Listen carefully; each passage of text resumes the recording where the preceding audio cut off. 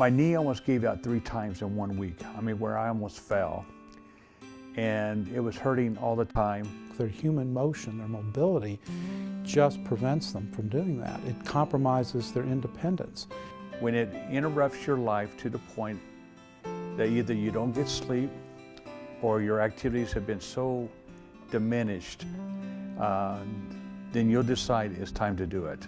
After surgery, we have you starting with physical therapy, typically right out of the gates. The therapist in the hospital was so helpful. As you exercise and you keep up with what you're doing, that pain will begin to subside because you're actually getting better. We can modify how we do therapy so the patients aren't being pushed hard every day.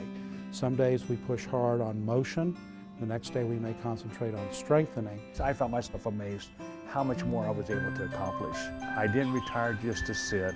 When I look back on it now, you know, I don't have to take pain medicine and I can walk pain-free, and that means the world to me.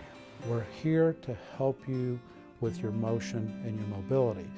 So it's a balance between moving forward, but working within the protocols that we have set up with the physical therapist. You know, we really want to do what's best for our patient, and nothing stands in that way.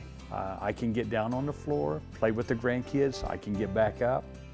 I can do so much, but more than that, I'm pain-free with these knees. You can come through the front doors of the Bone and Joint Center, go through the entire process, and have everything with regards to your total joint replacement taken care of on one campus.